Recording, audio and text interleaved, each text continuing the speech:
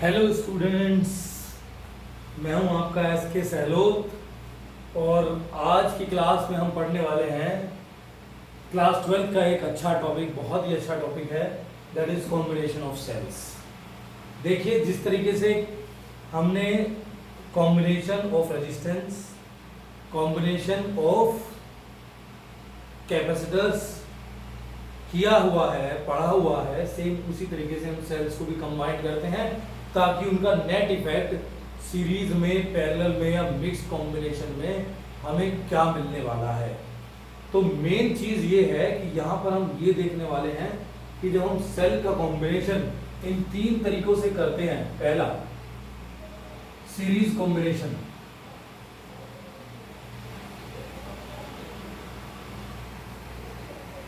दूसरा parallel combination,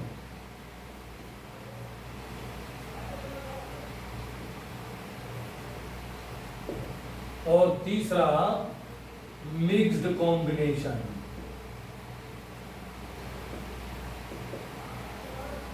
इन तीन तरीके से जब हम सेल का कॉम्बिनेशन करते हैं तो उनको कंबाइन करने का क्या तरीका है, उसका फॉर्मूला क्या बनता है और नेट इफेक्ट के लिए हम किस तरीके से उस रिजल्ट पर पहुंचते हैं कि कंबाइंड होकर ये रिजल्ट मिलने वाला है। तो यहाँ पर हम दो दो सेल का केस लेंगे, पहला सीरीज में भी दो सेल लेंगे और पैरेलल में भी दो सेल लेंगे और उनको कंबाइन करके एक जनरल फॉर्मूला निकालने वाले हैं जो हमारा लाइफ लॉन्ग मीन्स अगर दो से ज़्यादा भी सेल होंगी तो भी हमारा फॉर्मूला काम आएगा और सब जगह हम डायरेक्ट फॉर्मूले का यूज करके न्यूमेरिकल बनाने वाले हैं। इसके बाद एक दो क्वेश्चन भी उस पर लगा लिए जाएंगे ताकि आप उसको यूज करना सीख लें। तो पहली चीज है हमारी सीरीज कॉम्बिनेशन। सीरीज कॉम्बिनेशन में अगर हमने सेल्स को सीरीज में कनेक्ट किया है, लेट्स सपोज ये एक सेल हो गया और ये दूसरा सेल हो गया, तो जब हमने सीरीज में कनेक्ट किया तो सीरीज में आप कहोगे सर आपने ये नेगेटिव को पॉजिटिव से और पॉजिटिव को फिर अगेन नेगेटिव से कनेक्ट किया है, ऐसा क्यों किया है? तो अगर ऐसा नहीं करेंगे तो क्या होगा, ये बात भी हम डिस्कस कर लेंगे। Let's suppose this cell is EMF E1 and this is EMF E2, internal resistance small r1 and small r2 और एक एक्सटर्नल रेजिस्टेंस जो हम यहाँ ले रहे हैं विच इज कैपिटल R। और ये सेल्स हमने सीरीज में कनेक्ट की हुई हैं, तो इनका नेट इफेक्ट क्या देखने को मिलता है। अगर हम किरचॉफ रूल लगाएं, किरचॉफ रूल हम पहले की एक वीडियो में पढ़ चुके हैं बच्चों, उसमें रूल सिखा चुके हैं, हमने एक न्यूमेरिकल भी उसमें किया था। तो आई होप आप लोग किरचॉफ लगाना सीख गए होंगे, कुछ और प्रैक्टिस की होगी जरूर, किरचॉफ अच्छे से आता होगा। फिर भी अच्छे से मैं एक बार यहाँ समझा देता हूँ, देख लीजिए किस तरह से किरचॉफ लगाकर हम यहाँ पर इक्वेशन फ्रेम करने वाले हैं। तो सीरीज कॉम्बिनेशन है तो केवल एक ही करंट निकल रहा होगा दोनों बैटरी से कंबाइंड होकर, दैट इज I। जो एक्सटर्नल रेजिस्टेंस है उसमें भी I करंट ड्रॉन हो रहा है, ठीक।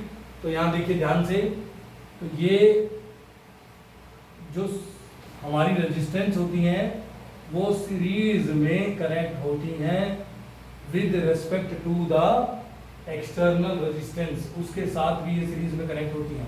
तो इसको ध्यान से देखिए, अगर हम I करंट की बात करें into R1 plus I into R2 plus I into capital R which is equal to, loop की डायरेक्शन से आप समझ ही गए होंगे कि लोअर पोटेंशियल से हायर पोटेंशियल की तरफ चीजें चल रही हैं, तो E1 प्लस E2 होगा। अगर इसमें बैटरी की डायरेक्शन कोई और होती, यानी कि ये वाली बैटरी की पोलैरिटी इधर माइनस होती और इधर प्लस होती, तो ये E1 माइनस E2 हो जाता, बस इतना ही फर्क पड़ता और कुछ नहीं।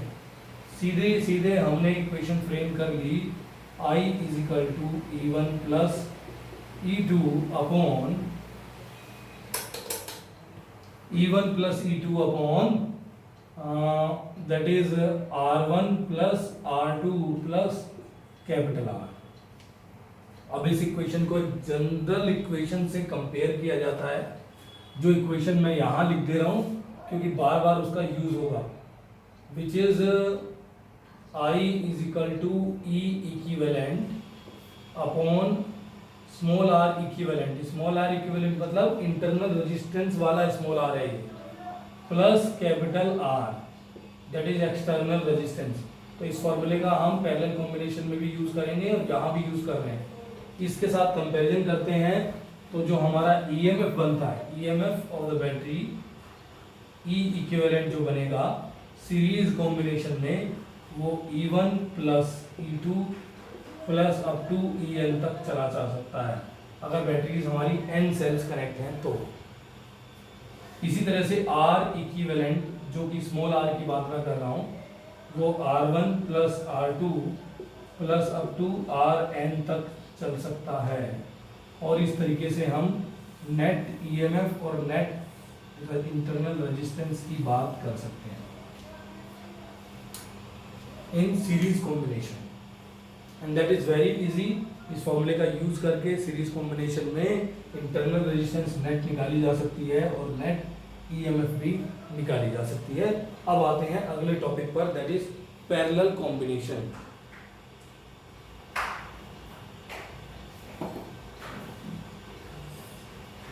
तो बच्चों पैरेलल कॉम्बिनेशन में मैं थोड़ा स्पेस यहाँ बना लेता हूँ क्योंकि थोड़ा सा बड़ा होने वाला है हमारा डेरिवेशन पैरेलल कॉम्बिनेशन के लिए, तो पूरा स्पेस बना लिया जाए तो ज़्यादा अच्छा रहेगा। देखिए भाई, पैरेलल कॉम्बिनेशन में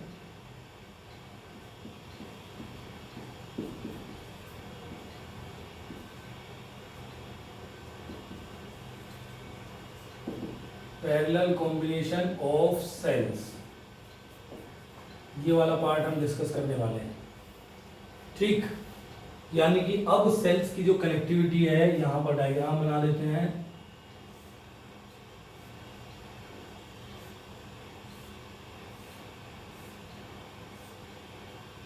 वो पैरेलल में है और ये एक एक्सटर्नल रेजिस्टेंस कनेक्टेड है। ये बैटरी जिसका ईएमएफ E1, ये वाली बैटरी जिसका ईएमएफ E2, इसका इंटरनल रेजिस्टेंस स्मॉल r1 और इसका स्मॉल r2, और capital R will be the external resistance of the circuit. Now if we want to get the equivalent EMF of these two cells which are connected in parallel to each other, by using Kirchhoff law we find out the current drawn from these cells, ये भी निकाल सकते हैं हम। और net जो हमारा combination बन रहा है उसी की बात कर लेते हैं। तो एक काम करते हैं, यहाँ से अगर I1 करंट निकल रहा है, ठीक, और इसके अंदर I करंट जा रहा है एक्सटर्नल रेजिस्टेंस के अंदर, तो इसके अंदर कितना जाएगा भाई, इससे कितना करंट आएगा, जाएगा नहीं आएगा, that is I minus I1, I minus I1। ठीक है, तो ये हमारा हमने current by using junction rule निकाल लिया। इस जंक्शन पर करंट मिल गया है और अब इस जंक्शन पर कितना जाएगा, ये जितना करंट इस बैटरी से निकल रहा है उतना इसके अंदर जाएगा।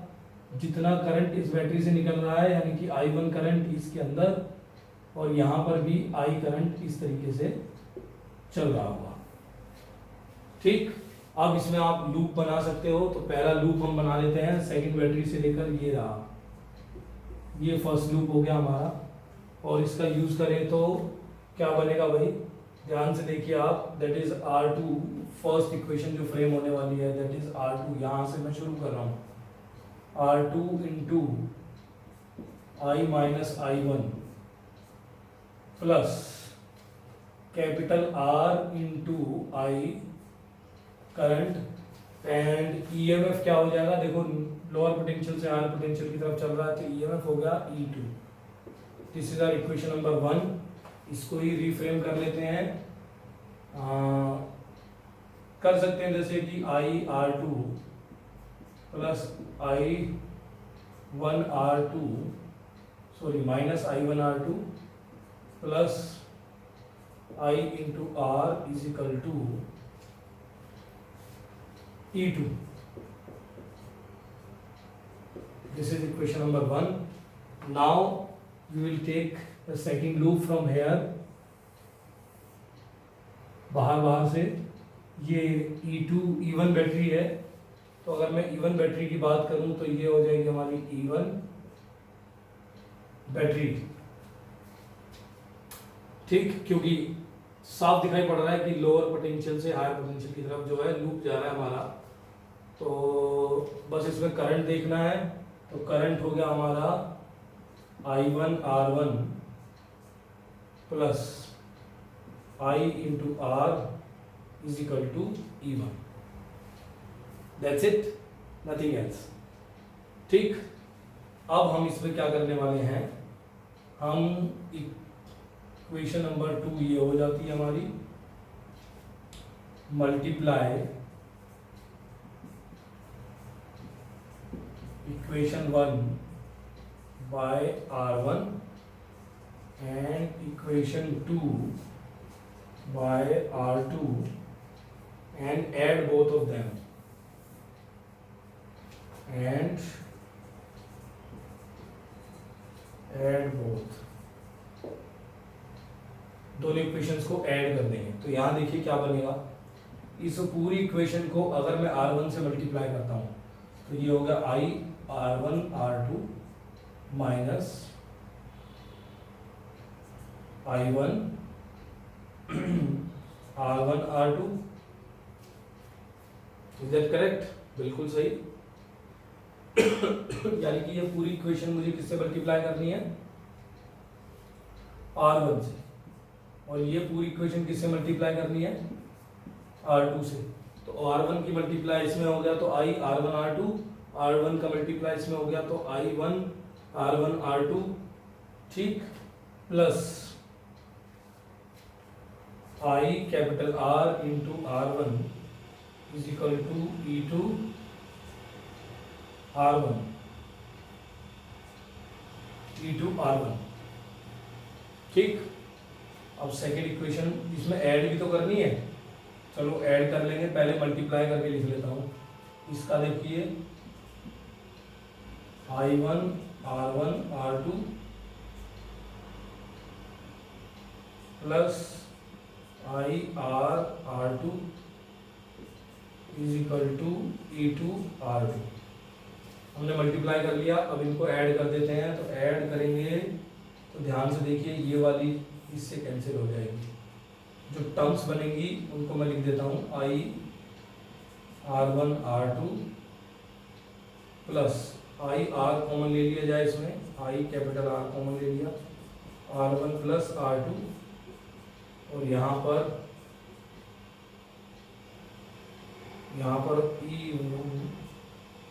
E2 R1 plus E1 R2, ठीक है। This is our new equation that came after doing this equation 1 multiply by R1 and equation 2 by R2, and we had added both the equations, we got this. अब इसमें हम I की value देखो common लेकर निकाल सकते हैं, तो हम यहाँ पर I की वैल्यू निकाल रहे हैं। I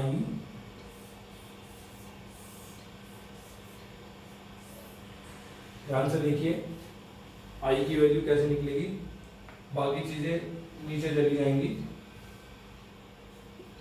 E1 R2 plus E2 R1, ठीक है, अपॉन ये चीजें देखो, ये सारी चीजें दो हैं, I कॉमन लेकर नीचे ले आइए डिनोमिनेटर में, R1 R2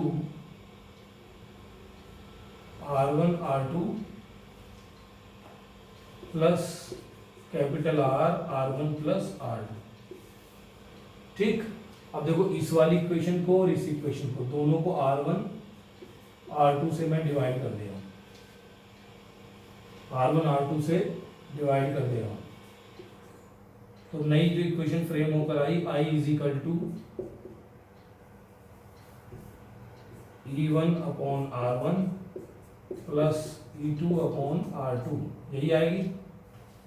और नीचे देखो डिनोमिनेटर में क्या बना, 1 plus capital R R1 plus R2 upon R1 R2, ठीक है। अब एक चीज और ध्यान देने वाली है, यहाँ पर ऊपर लिख दे रहा हूँ। एक तो फॉर्मूला ई इक्विवेलेंट का जो हमने बताया था, सॉरी आई का, that is E equivalent upon small R equivalent plus capital R. ठीक, एक तो ये वाला फॉर्मूला याद रखना है। एक small R equivalent minus 1 upon small R equivalent is equal to 1 upon R1 plus 1 upon R2। Parallel combination जब होता है, पैरेलल कॉम्बिनेशन रेजिस्टेंस का, तो वो इसी तरीके से कैलकुलेट होता है। आप जानते भी हो, ये वाला R1 इस R2 के साथ पैरेलल में है, तो हम R इक्विवेलेंट जो कि इंटरनल रेजिस्टेंस है वो इस तरीके से कैलकुलेट किया जाएगा। अब ये वाली दोनों वैल्यूज को यहाँ पर देखिए कैसे बन रही है। इसका अगर एलसीएम ले लिया जाए तो ये R इक्विवेलेंट क्या बनेगा, इन दोनों का एलसीएम लिया जाएगा तो ऊपर बन जाएगा R1 R2 upon R1 plus R2। इतनी बातें बिल्कुल अच्छे से याद रखिए, समझ लीजिए आप। तो ये जो वैल्यू है ये क्या बन गई, यहां देखो ध्यान से, I is equal to E1 upon R1 plus E2 upon R2 whole upon 1 plus capital R। और देखो ये इसका रेसिप्रोकल है, तो यानी कि अपॉन स्मॉल आर इक्विवेलेंट। ठीक, आई होप यहाँ तक दिख रहा होगा आप सबको। मैं एक बार चेक कर लेता हूँ, नहीं दिख रहा है भाई, सही करते हैं इसको।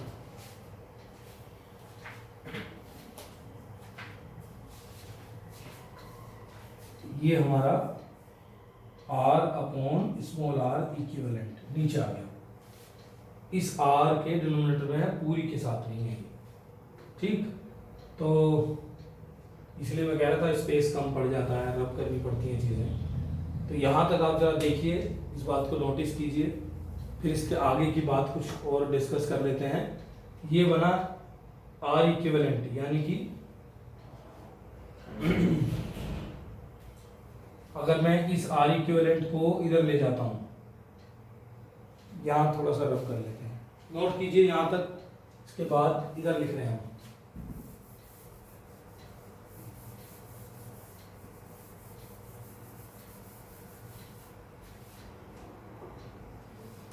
अब I इज इक्वल टू बना E1 upon R1 plus E2 upon R2। ठीक, और रेसिप्रोकल में बना R equivalent plus capital R, और होल के ऊपर इसके साथ जाकर ऊपर multiply, that is R equivalent. ठीक, ठीक है भाई। अब इसको इसके साथ कंपेयर किया जाए, इसको इसके साथ कंपेयर करो। ये इक्वेशन नंबर 1 है, या ए इक्वेशन मान लो, चलो ए 1 पहले ले चुके हैं तो ए है। Compare with A equation number A.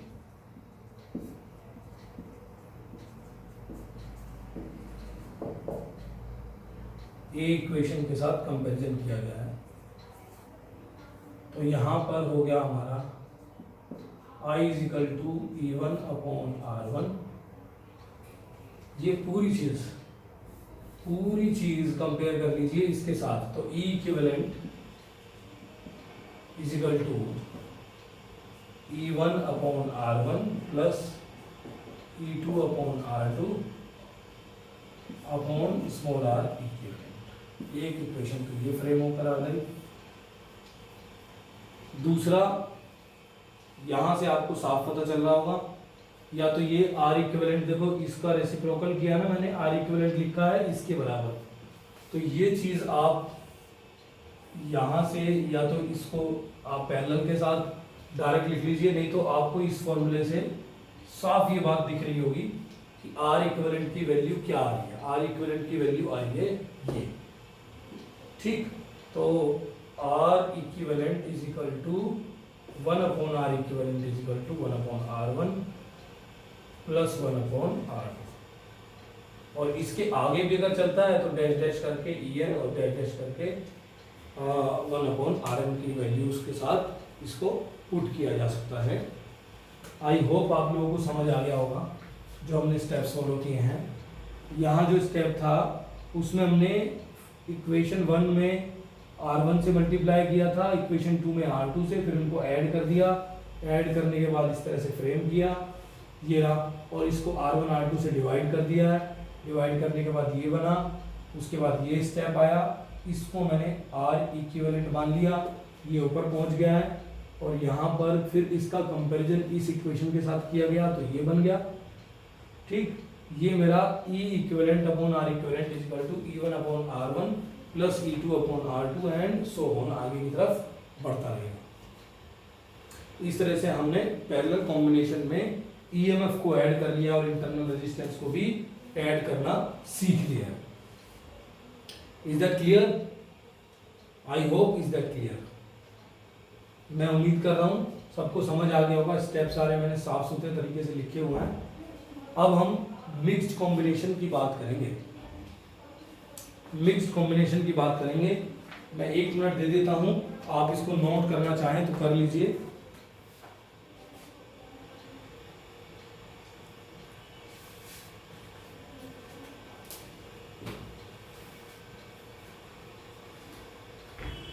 Mixed combination में क्या होता है कि सीरीज और पैरेलल का दोनों का कॉम्बिनेशन होता है।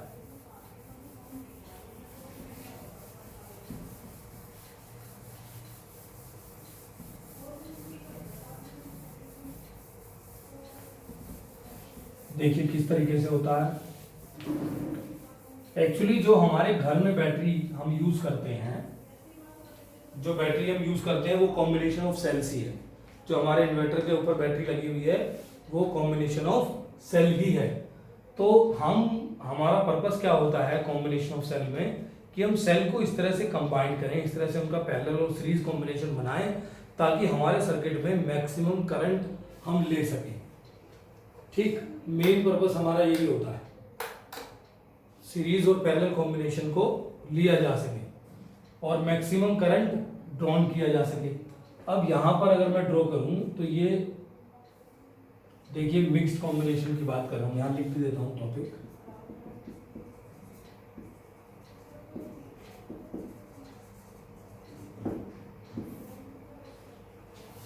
ये हमने एक बैटरी ली, दूसरी बैटरी, ये nth बैटरी, ये पैरेलल में कंबाइन की गई है। ये फिर इसके साथ एक दूसरा कॉम्बिनेशन, एक बैटरी, दूसरी बैटरी, तीसरी बैटरी, ये nth बैटरी है।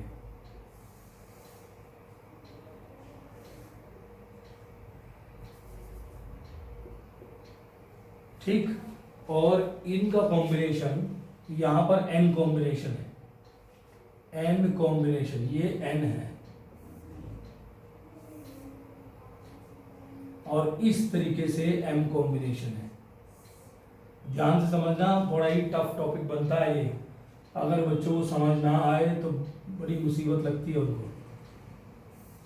ये external resistance capital R connect मैंने कर दिया है, और यहाँ पर देखो ये हमारी E1 बैटरी है, ये R1 सेल है, सॉरी इंटरनल रेजिस्टेंस है, ये E2 सेल है, ये R2 इंटरनल रेजिस्टेंस, ये E3 सेल, ये R3 internal resistance up to EN cell, और इसके साथ यहाँ पर Rn internal resistance. Same here internal resistance Rn और ये En, ये R3, ये E3, ये R2, ये E2, ये R1, ये E1। ठीक, ठीक है भाई। अब देखिए ध्यान से, मिक्स कॉम्बिनेशन में अगर मैं बात करूं, मुझे जो आउटपुट लेना है वो यहां लेना है, इस A और इस B के बीच में आउटपुट लेना है। बिल्कुल ध्यान से समझना, बैटरी में जो टर्मिनल्स लगे होते हैं, बैटरी में जो टर्मिनल्स लगे होते हैं, जो हमारी बैटरी होती है वो इस तरह से कॉम्बिनेशन ऑफ सेल्स के साथ फिर फाइनली दो हमारे आउटपुट मिलते हैं, एक माइनस और एक प्लस, ठीक। और उसमें सेल्स अंदर कनेक्ट होती हैं पैरेलल और सीरीज में। तो हमारा पर्पस यहाँ क्या है कि हमें मैक्सिमम करंट ऑन करना है, और इधर ये एम कॉम्बिनेशन है, यानी कि ये पूरी इस तरह के कॉम्बिनेशन एम है, और ये इस तरह के कॉम्बिनेशन जो सेल के हैं ये एन सेल कनेक्टेड है, ठीक है। तो सबसे पहले एन सेल्स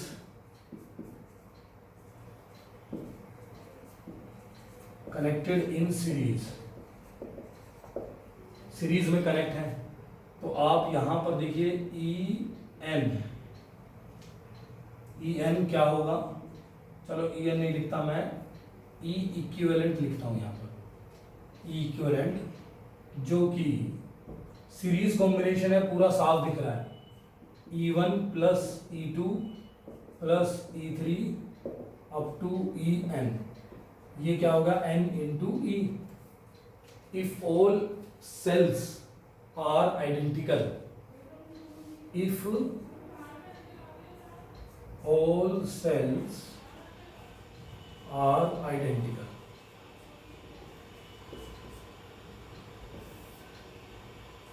सारी सेल अगर आइडेंटिकल हैं तो इस केस में ऐसा बन सकता है, ये जब सीरीज कॉम्बिनेशन बना। इसीलिए यहां पर जो रेजिस्टेंस बना आर एन, इक्विवेलेंट मान लेता हूं, स्मॉल आर इक्विवेलेंट, तो ये जो बना ये R1 plus R2 plus R3 up to Rn बना, is equal to n into small r बना, ठीक। इस एक पूरी सीरीज में जितनी रेजिस्टेंस है उनको कंबाइन किया गया, सीरीज में जितनी सेल्स हैं उसको कंबाइन किया गया। अब इसका कॉम्बिनेशन मैं पैरेलल के साथ लेकर चल रहा हूं। देखो जितना ईएमएफ ये पैरेलल में देगा उतना ये देगा, उतना ही अगला देगा, mth तक देते जाएंगे। लेकिन जितना ईएमएफ ये दे रहा है यानी कि वही हमारा पोटेंशियल आउटपुट में मिलेगा, मिलेगा कि नहीं मिलेगा, क्योंकि ये सारे पैरेलल कॉम्बिनेशंस हैं। अब इसमें आगे एक बात और नोट कीजिए, यहां पर देखो हमने क्या करना है, इन सारे कॉम्बिनेशंस को कनेक्ट कर देना है। कनेक्ट कर देना है, कैसे कनेक्ट करेंगे? कनेक्टिविटी के लिए हम इसमें भी n इंटू ई क्या है हमारा नेट, पूरी सेल का ईएमएफ n इंटू ई है, इसमें पूरी सेल का ईएमएफ n इंटू ई है, तो n इंटू ई है तो ईएमएफ आ गया, रेजिस्टेंस n इंटू आर आ गया। लेकिन नेट रेजिस्टेंस देखो कितना बनेगा, नेट रेजिस्टेंस पूरे नीचे तक जब सेल चलेंगी, तो if m combinations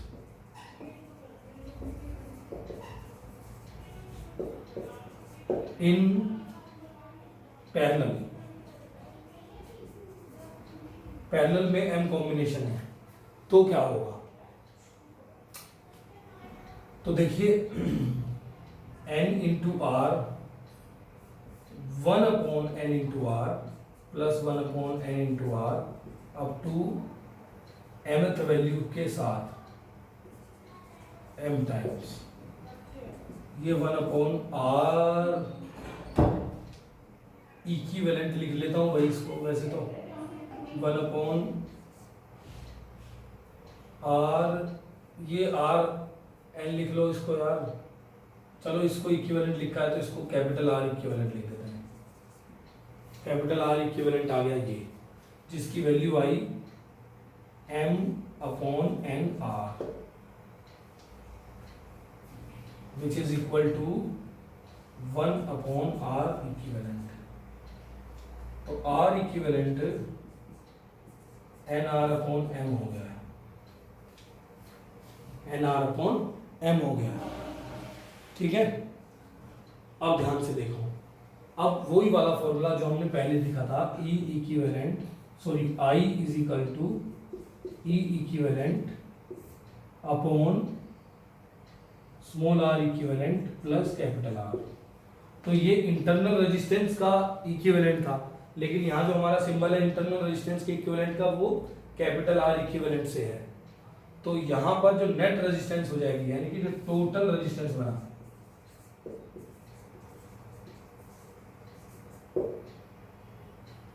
total resistance जो बना यानी कि आर टोटल, वो बन गया N R upon M plus capital R, ठीक। और ईएमएफ तो हमारा एन इंटू ई बना ही था। तो जो करंट के लिए हमारा करंट जो आ गया, करंट और करंट जो आया that will be N into E divided by R total, यानी कि N R plus small M capital R upon small M. ये शायद नहीं दिख रहा होगा, स्मॉल एम ऊपर चला गया तो यहां पर एन इंटू एम, और ये बन गया N M N R N N E upon N R plus M capital R. ये हमारी आई की वैल्यू होगी। अब इसमें इसको मिनिमम करना है तो ये मैक्सिमम हो जाएगा। If N R plus M R is minimum, जब ये मिनिमम होगा तो आई विल बी मैक्सिमम। तो मैक्सिमम करंट लेने के लिए आप इसको मिनिमम करेंगे और मिनिमम के लिए कंडीशन लगाएंगे मैथमेटिक्स से, ठीक। मिनिमम के लिए कंडीशन लगाएंगे तो हमारा ये कंडीशन जो आएगी वो आएगी N R is equal to M R. Calculate करके देख लेना मैथमेटिक्स के थ्रू, बता देंगे अगली क्लास में, नहीं तो N R is equal to M R, ये कंडीशन आएगी जिसमें कैपिटल आर रेजिस्टेंस जो है वो N upon M into small R के बराबर हो जाएगी, ठीक है। यानी कि एक्सटर्नल लोड की रेजिस्टेंस हमें पता हो और इंटरनल रेजिस्टेंस हमें पता हो, एन और एम के कॉम्बिनेशन से हम मैक्सिमम करंट बना सकते हैं सर्किट के अंदर। आई होप आप लोगों को पसंद आई होगी वीडियो। प्लीज लाइक और सब्सक्राइब करना ना भूलें। Thank you very much.